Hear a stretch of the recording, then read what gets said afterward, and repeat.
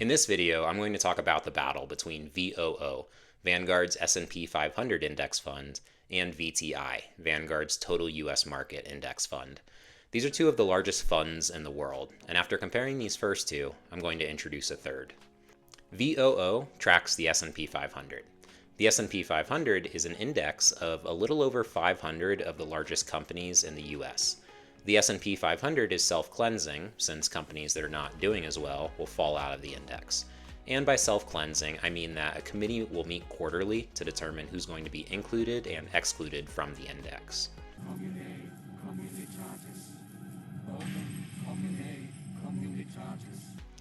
VTI tracks the total U.S. market, so it owns every or nearly every company.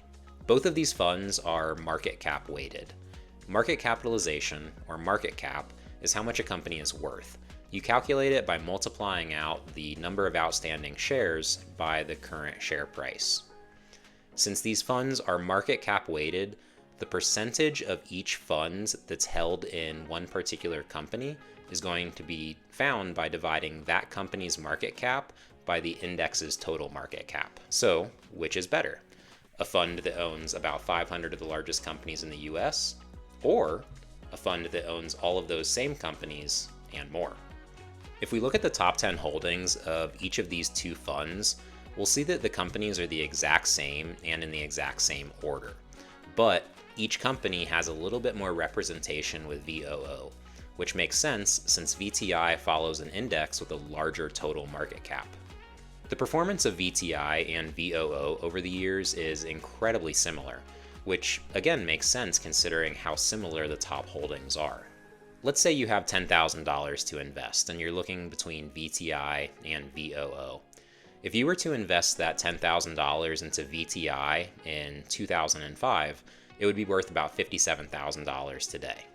If you were to instead invest that $10,000 into VOO in 2005, it would only be worth about $50,000 today. For the next few years, up until 2010, investing in VTI would still put you ahead as of today, but from 2010 onwards, VOO has been the better performer by no more than a few percent. This is largely due to federal interest rates being reduced following the 2008 financial crisis. When interest rates are lower, that means it's cheaper for companies to borrow money. Large companies can borrow more money compared to smaller companies, and so hence that little bit of separation between VOO and VTI starting around 2009 or 2010. Now that we've looked at VTI and VOO, we're going to introduce our third fund, QQQ. QQQ follows the NASDAQ 100 index, and it's an incredibly top-heavy ETF. Its top 10 holdings account for nearly half of the fund. Each of these three different ETFs' biggest sector is technology, but we can see that technology and communication services make up a much larger portion of QQQ than they do for either VTI or VOO. With the Federal Reserve set to most likely reduce interest rates 3 different times this year in 2024, it seems likely that money will continue flowing into these sectors that comprise such a huge percentage of QQQ. But anyone who tells you they know is absolutely full of shit. He's fairly intelligent. He's full of shit. Earlier, I touched on the different years that you could have started investing. And from 2005 through 2009, VTI would give you the larger return as of today. And from 2010 onwards, VOO would give you the larger return, again by no more than a few percent. Unlike these two funds, where the performance differences are almost negligible, QQQ has been a very dominant ETF over the last 10 years. Even if you invested your $10,000 into QQQ before its historically awful return of minus 41.7% in 2008, by the end of 2009, you would have already come back ahead of VTI and VOO. Now imagine if you had doubled down on your depreciated investment after it dropped nearly 42%, before it got launched forward the following year by 55%. Buying more as an investment is dropping is like pulling back on a slingshot.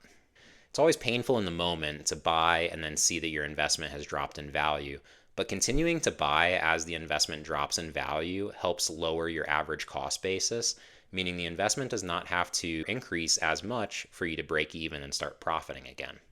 So if QQQ is such a strong ETF, why do I personally own VTI?